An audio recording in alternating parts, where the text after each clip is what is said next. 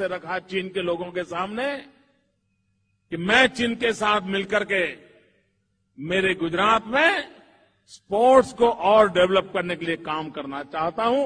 मुझे चीन की मदद चाहिए। और चीन के मुझे आश्वासन दिया है कि हम गुजरात के साथ मिलकर के खेलकूद के विकास के लिए जो भी कर सकते हैं हम करेंगे। इस स्पोर्ट्स यूनिवर्सिटी को चाइना की यूनिवर्सिटीज के साथ जोड़ करके हम इंटरनेशनल लेवल से हमारे स्पोर्ट क्षेत्र को कैसे विकसित करें, हमारी इंस्टीट्यूशंस को कैसे डेवलप करें, उस दिशा में हम आगे बढ़ना चाहते हैं। हुआ लोगों को जब शी जिनपिंग को आपने अपने बर्थडे पर बुलाया, गुजरात में बुलाया, झूला झुलाया, साबरमती पे घुमाया, क्योंकि चीन के राष्ट्रपति की, प्रधानमंत्री की इमेज तो हमारे जीवन में ऐसी होती थी, बिल्कुल कुछ बोलेंगे नहीं, माउस से तो एक बार स्माइल कर दिए तो बड़ी खबर होती, माउस स्माइल। वो आपके साथ झूला झूल रहे हैं। इसमें भी एक कहानी है जी। मैं जब प्रधानमंत्री बना तो दुनिया के देश के लोग एक कर्टसी कॉल करते हैं, आपको बधाई देते हैं।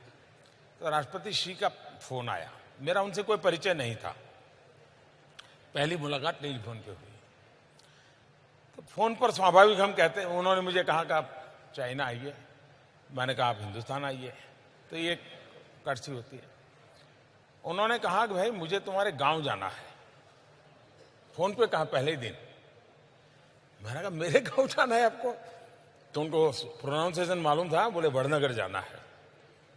बोले मालूम है वडनगर मुझे क्यों जाना है? मैंने कहा मुझे मालूम नहीं है। बोले ह्यूएन सांग, जो चीनी फिलोसोफर 800-1000 साल पहले यहां आया था, बोले वो तुम्हारे गांव में जाके रहा था, और जब भारत से लौटा तो मेरे गांव में आके रहा था। तो बोले हम लोगों का बड़ा दाता है। मुझे ये तो मालूम थे कि ह्यूएन सिंह भारत आए थे, मेरे गांव में रहे थे। उस समय जहां मेरा जन्म हुआ वहां 10,000 बौद्ध भिक्षु की एक ट्रेनिंग सेंटर चलता था, हॉस्टल चलता था बता, और वो सब ह्यूएन सिंह के वर्णन में है। तो बोले इसलिए मुझे गुजरात आना है। फिर डेट उन्होंने तय की।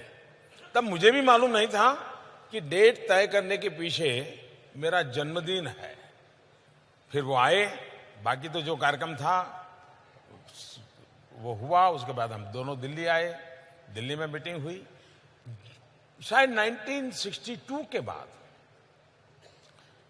चीन के किसी नेता का इतना बड़ा स्वागत उस दिन हुआ, क्योंकि 62 का उसके बाद एक बदलाव शुरू हुआ और भारत और चीन के एंगेजमेंट बढ़ने लगे हैं।